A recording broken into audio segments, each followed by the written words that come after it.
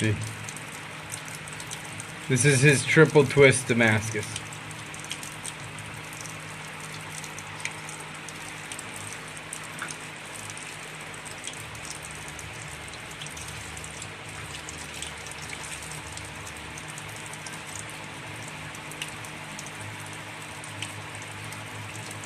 Okay, I'll get to the Brotherhood blade, guys, but just to show you what I've been working on. So this is the stag right now at this point for my blade. You can see inside that it's milled. So first,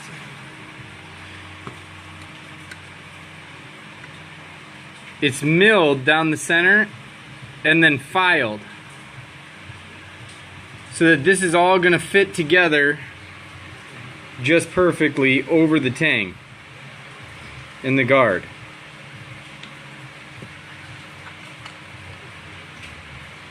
Like that. This is some beautiful stag. A lot of popcorn on this stag. But this is still far from done. The Damascus, Claudio's process takes many hours. So it gets checked. Now I did the initial grind on the Brotherhood blade, and that's what Claudio is working on. You can see the San Mai inside and the handle. This will have a stag handle for the Brotherhood knife. It's rust on that side. Where we're gonna put the swedge on, I'll let Claudio get back to, he's gonna grind on it.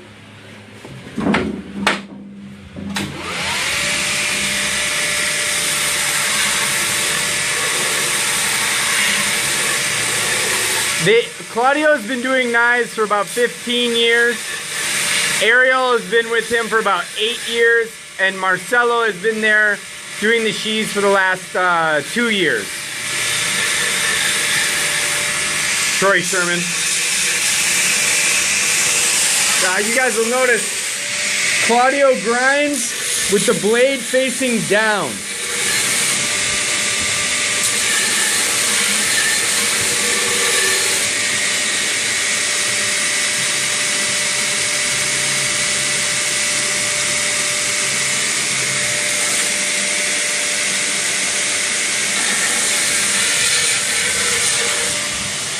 Okay,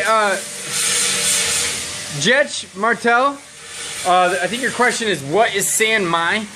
So San Mai is a Japanese term just meaning 3 layers. Cold Steel owns the term. What it means in the knife world is that you take 3 layers of steel and you sandwich them together. Some people will take...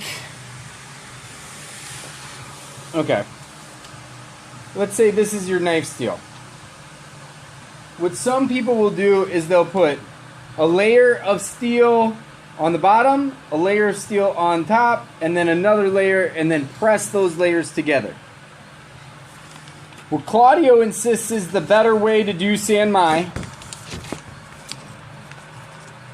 is to take the steel, the center steel, and fold the steel over and forge that together so that you've got the 3 pieces of steel all forged together.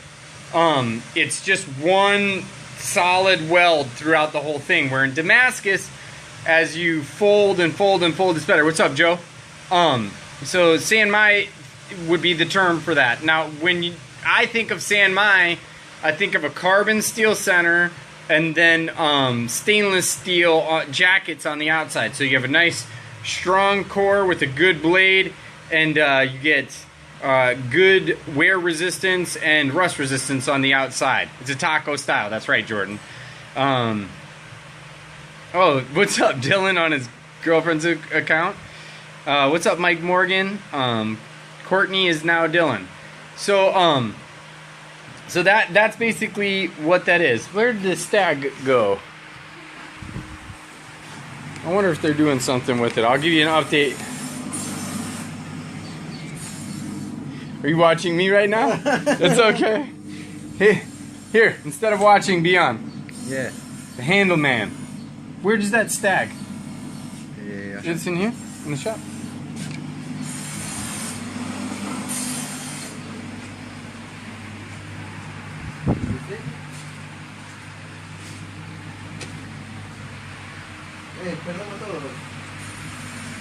Sorry, guys.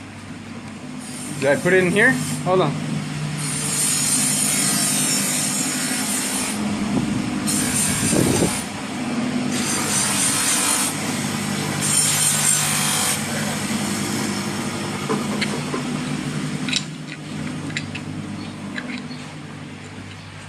Alright, to show you how Ariel does the handles.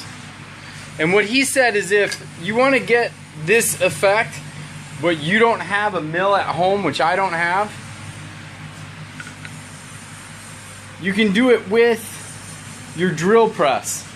You can just punch down multiple holes in line, and then you come through with your file, and that makes it way faster to punch this out this way. And they said the reason why this is better to do it is because you can take different stag shapes, different pieces, and then match them together better to fit what your needs are.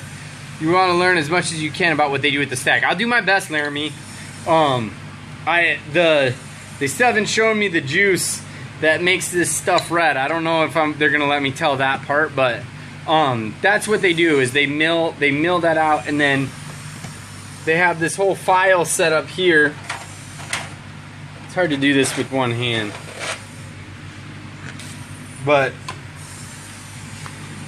Ariel just basically sat here. Here's the file that he used. Can you see? And he used that front edge and just worked that all out. I'm sorry my streams aren't it's hard to do because there's so much going on, so I'm sorry I'm kind of all over the place. Everything's hard to do with one hand, you know. Yeah, it is. You're going to try that knife I'm gonna make that you're making. Yeah, I'm gonna try it too when I get home. I'm also gonna try the Damascus when I get home.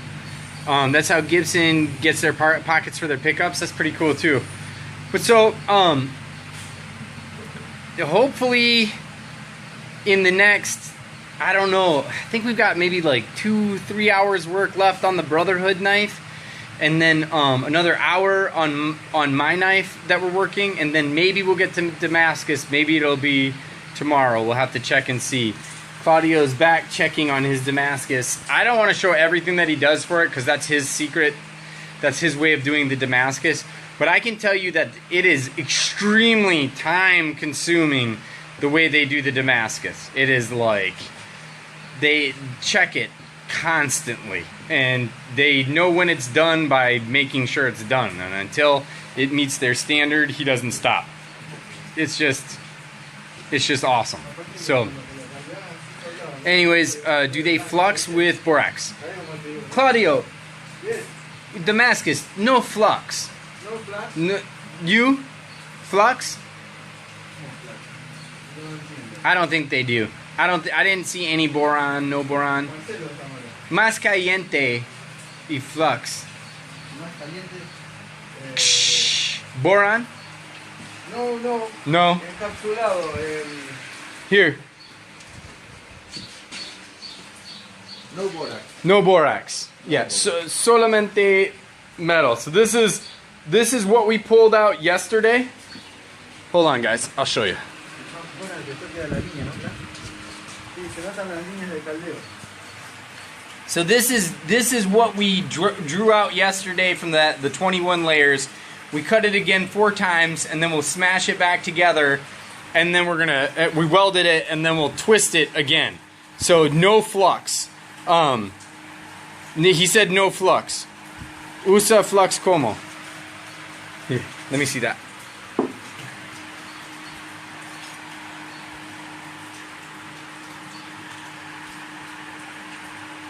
Hold on, guys.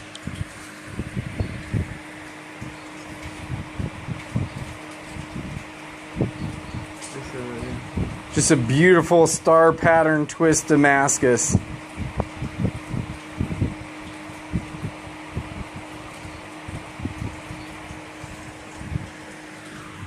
Maestro. For real, I'm serious. So that's what he's teaching me to do with this. With this piece. That's what this will become. And we'll come back, you know, we'll heat it up, squish, squish, squish, squish, stretch, stretch, stretch, stretch, and then get to the twisting. But so that's kind of where we are at. We are thinking about the Brotherhood. We're trying to make sure that you guys know that Claudio, Ariel, and Marcelo all appreciate you guys. I definitely appreciate you guys. This is like my home. It definitely looks like a lot of work. It's a ton of work. I mean, he probably has right now in just my knife in Damascus, he's got 3 hours of work in that. In just the Damascus, before he ever made the blade, he had 3 hours of work in that. So, you know, for a good piece of Damascus, you have to understand there's a price for that. Looking forward to seeing that. Consistency in the pattern is hard part. Yes, you know, honestly, Dylan, I don't make Damascus, so I'm learning Damascus right now. So they're teaching me. That's them showing me, and I will find out how hard it is, because when I get home, I will have more attempts to it. But that's kind of where we're at. Soon I'll be choosing from here for the stag for your guys' raffle knife. It's that it's like a 7.5 inch. I don't like to call that size a chopper. They call it a chopper here. To me, chopper's got to be a little bit bigger. But a full tank camp knife with that stag handle. And Claudio, I did the main grind. Claudio's doing the finish grind. Anyways, a lot of work going on here right now, guys. I will update you again. Derek McLean, when I get back, you and I are going to make some Damascus together. You're going to bring that little giant to Colorado. I'm building a new press with my blacksmithing master, Dan McNeil, and you and I are going to make some Damascus. It's going to be McLean and Kohler Damascus, and then I'm going to make a knife out of that. So that's what I would really like to do. Derek McLean's just a really close friend of mine, really interested in Damascus. I think he could be the next big guy for the Damascus world. So I would like to make some Damascus with him. Anyways, we're going to keep on working. You guys are fucking awesome. Excuse my language. Joe, I'm sorry. All right. Feather Damascus. Yeah. Feather is what we want to learn next. All right, man. You guys take it easy. Bye.